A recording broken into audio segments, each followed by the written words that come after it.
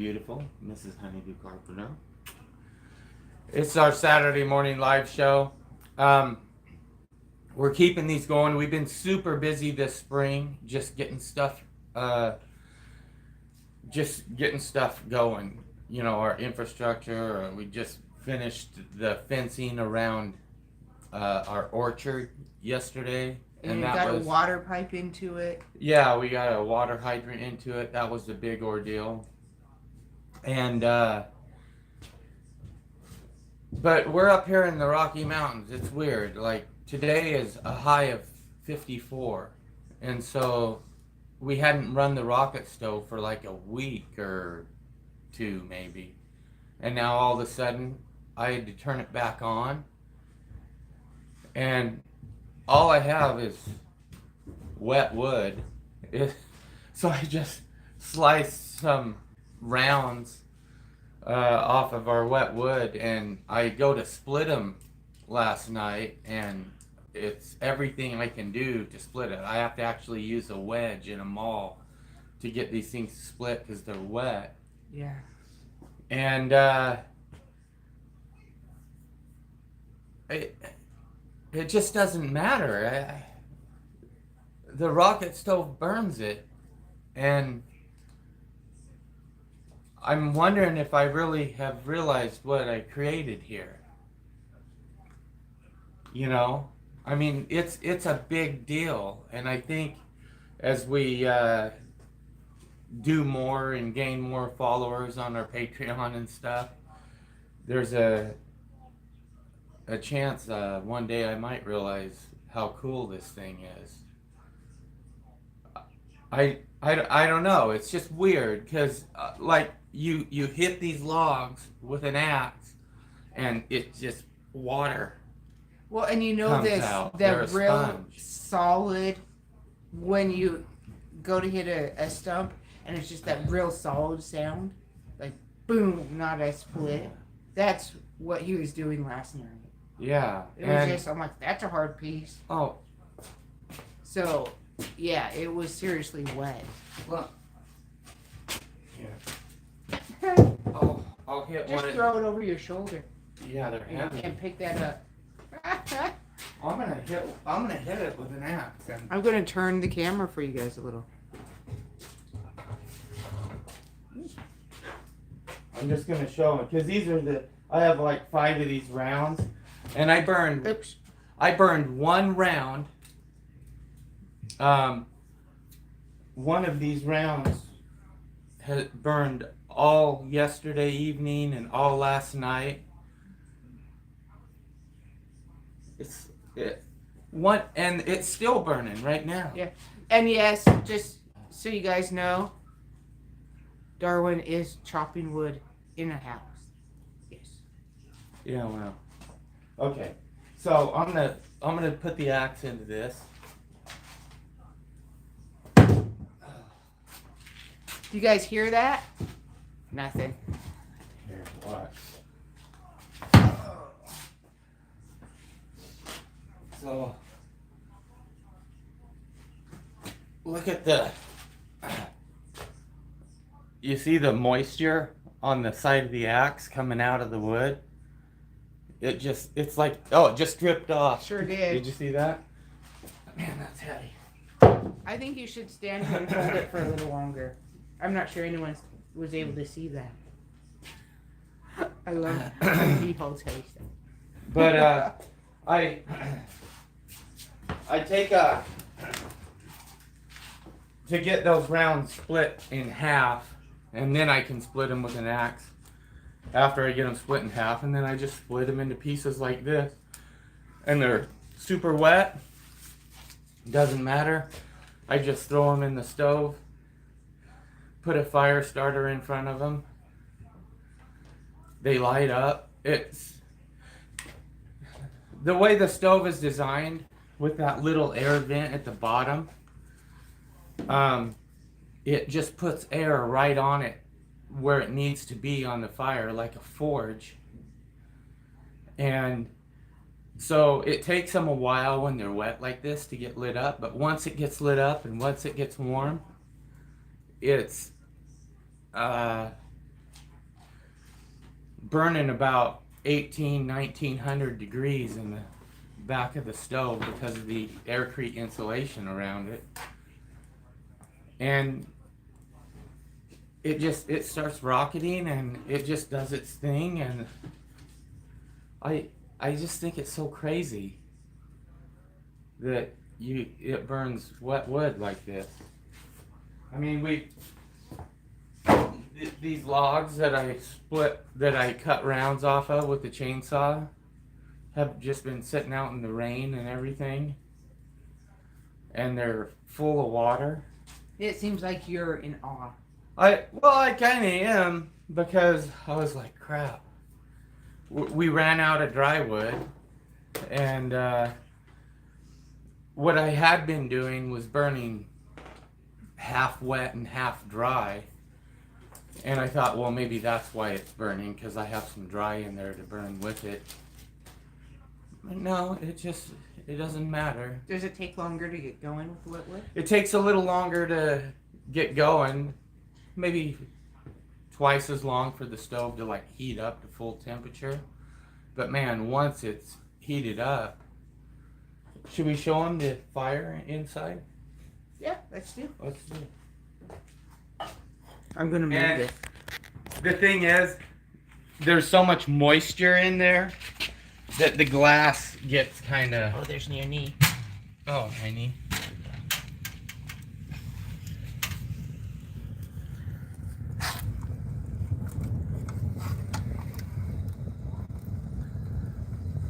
Yeah, and that's just wet wood. It's crazy.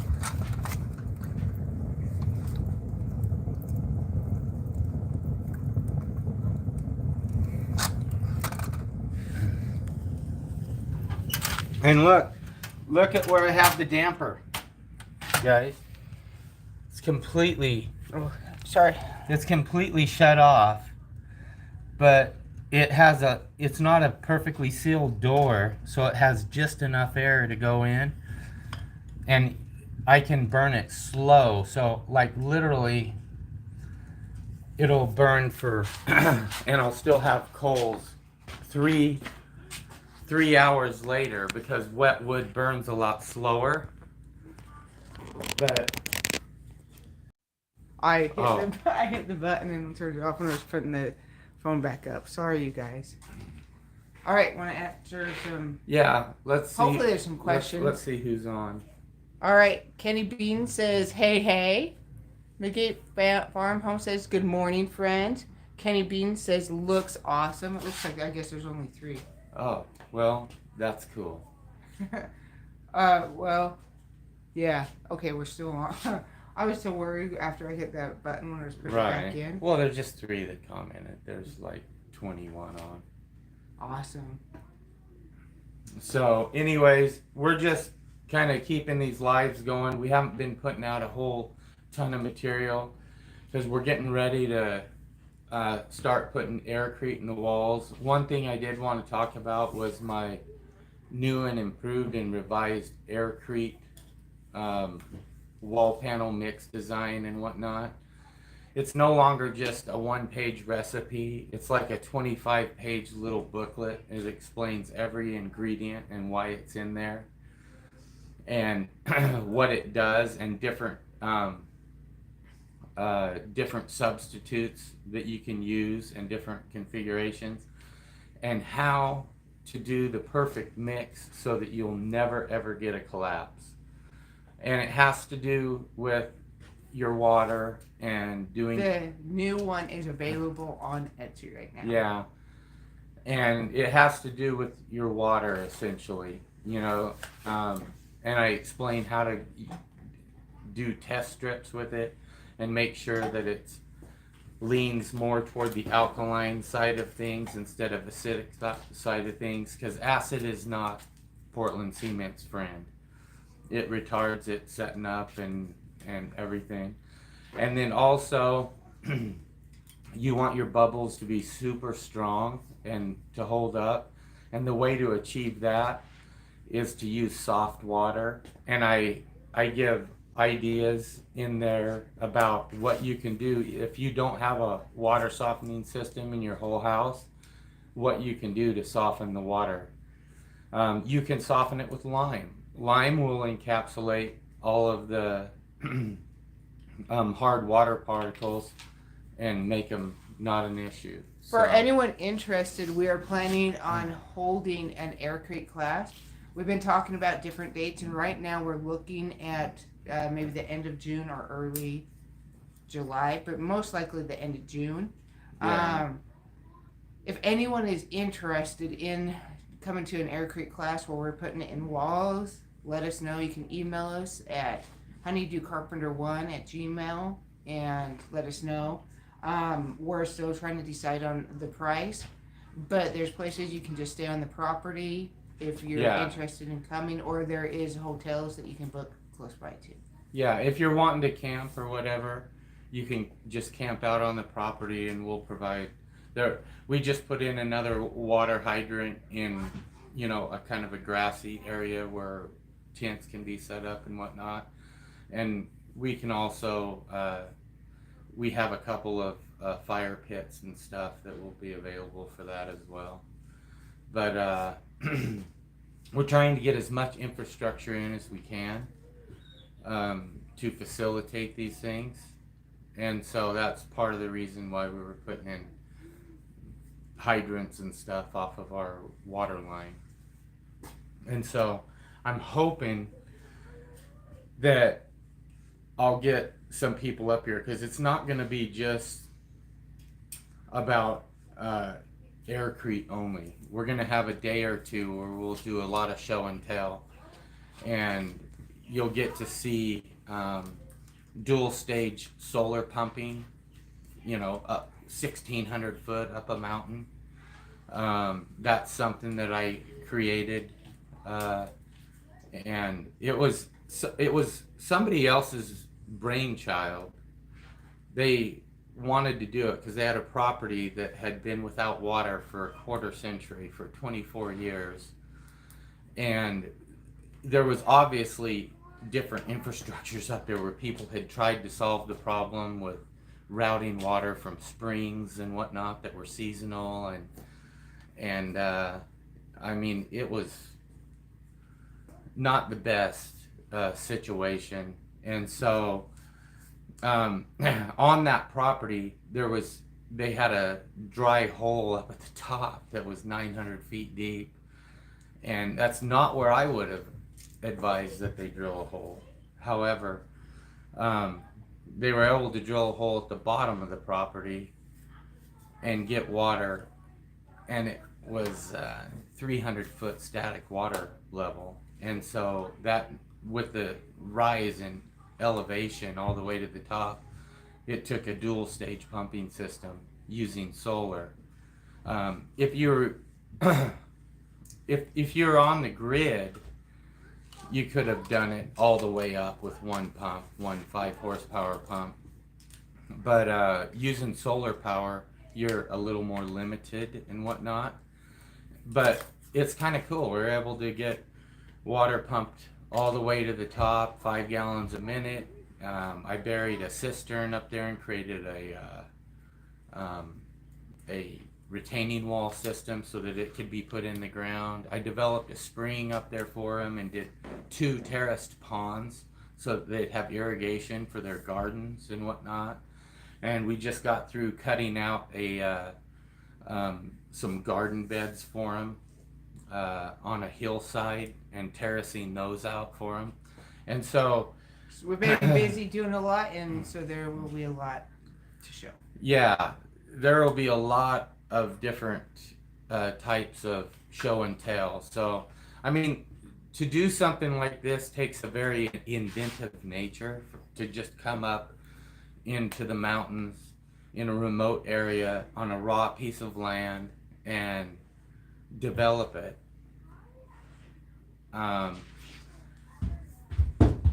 And just, man, it's pretty incredible. And then to look at the lay of our land and where we chose to put the house and what it does, as far as protection from the elements and the wind and whatnot.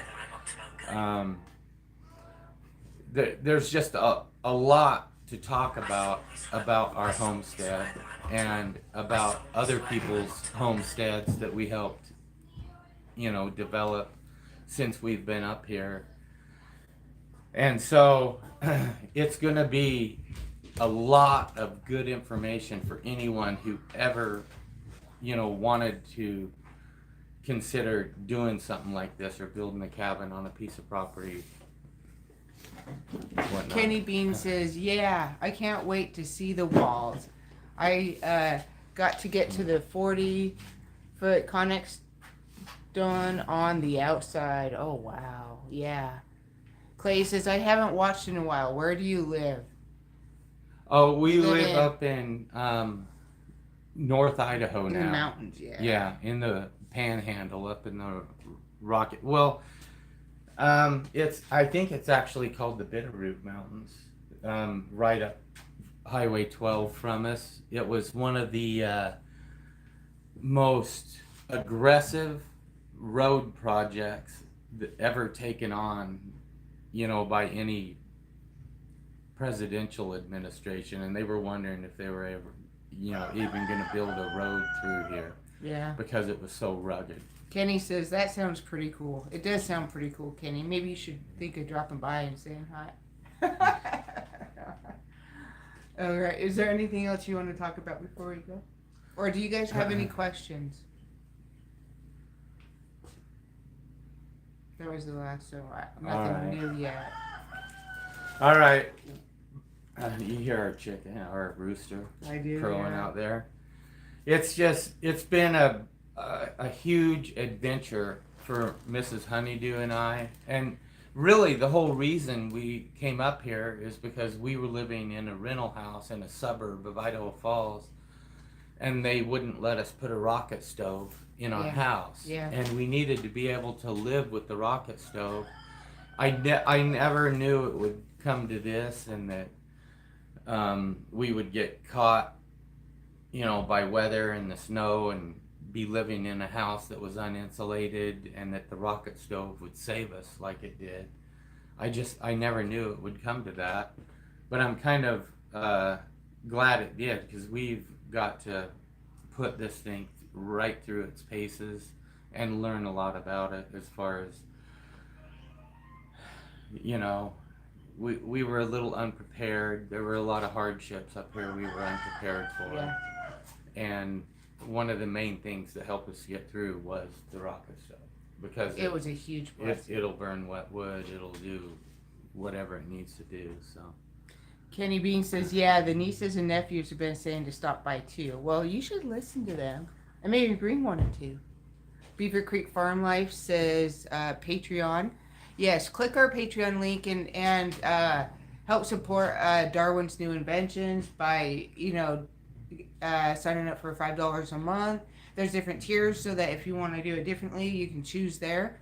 But check that link out. And then he put our Etsy link on too, so if you're interested in buying the new updated wall panel mix, you can go get that there also. And Beaver Creek Farm Life, thank you so much for putting those links in. Kenny says, send me some more info on the class. I'll see if I can change the schedule around. Will do, Kenny, will do. Will do.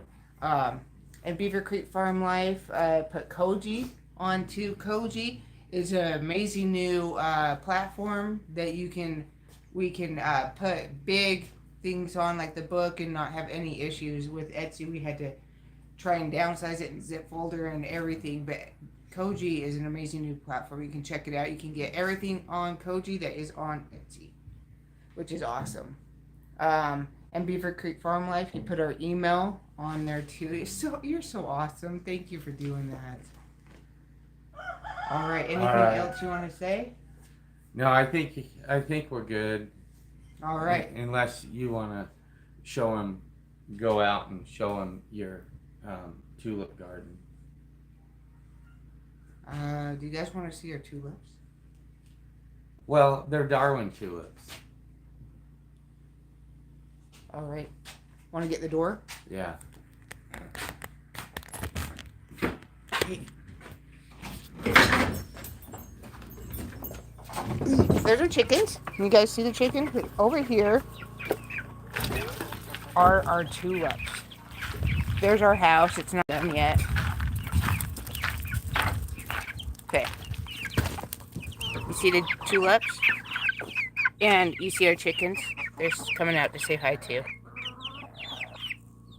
But there's the tulips. Aren't they so pretty? They are. I had to get Darwin tulips because they're so beautiful. All right. Anything else you want to say before we go, Darwin? Nope. We love you guys, and we hope that you'll want to come up to this property and help us aircrete the walls in our house and learn, you know, all the little nuances about aircrete. And, you know, I mean, you can come, you can camp out, do whatever. So. Right. And Kenny says, always, let's see the garden. And he says, looks like they want the bed of wheatgrass. They do. They love their wheat. Yeah. Oh. They are like, where's my treat? Where's my treat? All right, you guys have a wonderful day, and we'll talk to you guys later.